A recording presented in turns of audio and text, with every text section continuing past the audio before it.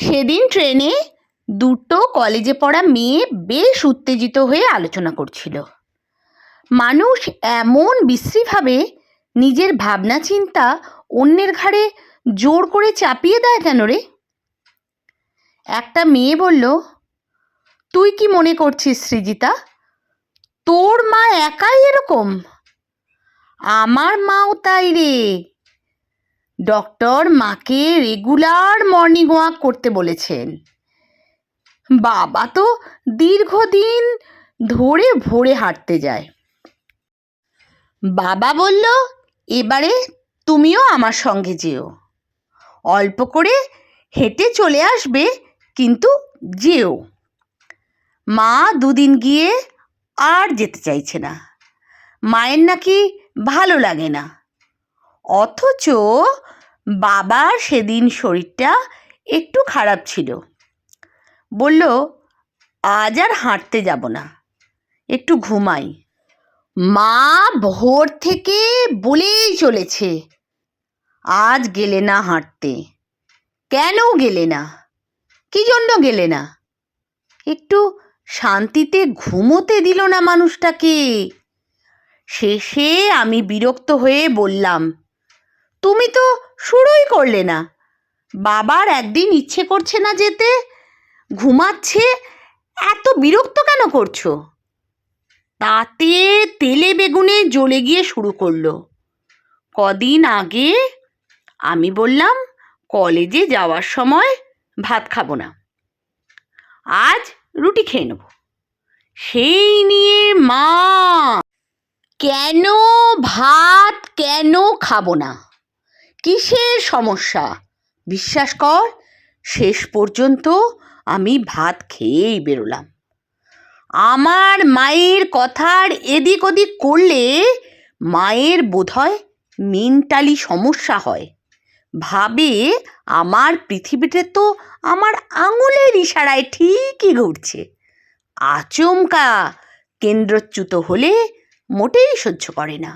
কারোর কোনো ফ্রিডম নেই আমাদের বাড়িতে। মা যা বলবে সেটাই শেষ কথা।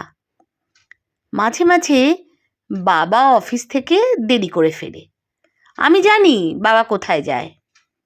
আসলে আমার বাবা ভীষণ রকমের হোমলি, জানিস তো। তাই বাবা কমল কাকুর দোকানের বেঞ্চিতে বেশ কিছুক্ষণ কাটিয়ে বাড়িতে ঢোকে কোনো কোনো দিন। দিনরাত মায়ের অযৌক্তিক শাসন ভালো লাগে না, বুঝলি। সৃজিতা বলল, তোর মা তাও তো শাসনের মধ্যেই সীমাবদ্ধ অনু। আমার মা কি করে জানিস? মহেশ কাকুকে টাকা দিয়ে রেখেছে। আমার আর বোনের পিছনে মহেশ কাকু টিকটিকি গিরি করে। আমরা সেদিন রূপসার বার্থডে পার্টিতে যাচ্ছি, হঠাৎ দেখি একটু দূরে দূরে মহেশ কাকু আসছে। বাড়ি এসে বোন চিৎকার করছে। বাবা বোনকে শান্ত করে বলল, আগে আমি অফিস বেরোলে পিন্টুকে পাঠাতো দেখতে। অত উত্তেজিত হোস না, এটা তোর মায়ের পুরনো অভ্যেস, কাউকে বিশ্বাস করতে পারে না। এতে যে তোর মা খুব শান্তিতে থাকে এমন নয়, কিন্তু এটা তোদের মায়ের অভ্যেস, অন্যের ওপরে নজর রাখা। অথচ একদিন তোর মায়ের কোনো কাজে ভুল ধরে দেখিস, তোর অবস্থা শেষ করে দেবে। কিছু করার নেই। বোন চেঁচিয়ে বলল, মাকে সাইকিয়াট্রিস্ট দেখাওনি কেন? বাবা হেসে বলল, তোরা বড় হয়েছিস তো, চেষ্টা করে দেখ নিয়ে যেতে পারিস কি না ডক্টরের কাছে। আমার জীবনটা তো কেটেই গেল।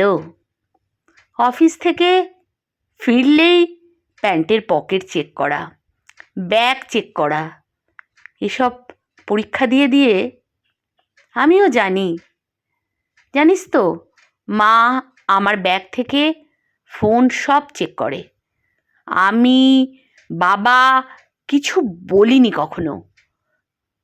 মাকে বললেই এত ড্রামা হবে যে নিতে পারবো না। কিন্তু বোন ছাড়ার পাত্র নয়। মাকে বলেছে, কোনো দিন যদি আমার কোনো পার্সোনাল জিনিসে হাত দাও তাহলে দেখো কি হয়। সংসার আগলে রাখতে গিয়ে অনেকেই অন্যের প্রাইভেট স্পেসটা এতটা কমিয়ে দেয় যে তখন তার বাড়িতে ঢুকতে ইচ্ছে করে না। আসলে আমরা মাঝে মাঝে ভুলে যাই ভালোবাসা বা বিশ্বাস শব্দগুলো কোনো বাহ্যিক অনুভূতি নয়, জোর জবরদস্তি করে এগুলো পাওয়া যায় না। বরং যেটুকু আছে সেটুকুও হারিয়ে যায়। যে কোনো সম্পর্কে জোর করে এগুলো ধরে রাখতে গেলে হিতে বিপরীত হয়। বরং অনুভূতিগুলো নিজের ইচ্ছে জাগুক। তখন হয়তো আপনার অনায়াস বিচরণ থাকবে তার ব্যক্তিগত পরিসরেও। না হলে যতই আপনি তার ব্যক্তিগত স্পেসে ঢোকার চেষ্টা করুন না কেন, সে তার মনের দরজার খিলটা আওয়াজ না করেই তুলে দেবে নিঃশব্দে। আপনি টেরও পাবেন না। তাই কিছু অনুভূতিকে নীরবে ছেড়ে দিন, জোর করবেন না। সবার জোর সহ্য হয় না, ছিঁড়েও যেতে পারে যোগসূত্রটা। লিখেছেন অর্পিতা সরকার। আজকাল অনেক বাড়িতেই এই একই সমস্যা। আসলে ভালোবাসা, অধিকার এগুলো না একটু একটু করে জন্মায়। সম্পর্ক তৈরি হওয়ার সাথে সাথেই তার সবটা দখল করে নেব, এই চিন্তাভাবনাটা একেবারে অযৌক্তিক। দেখবেন একটা সময় আপনি কখন তার মনের কাছাকাছি আপনিই পৌঁছে যাবেন। শুধু সম্পর্কের দাবির খাতিরে কারোর এতটা অধিকার আদায় করার চেষ্টা করবেন না যাতে একটা সময় সে বিরক্ত হয়ে আপনার সমস্ত অধিকারের সূত্রটাই কেটে দেয়।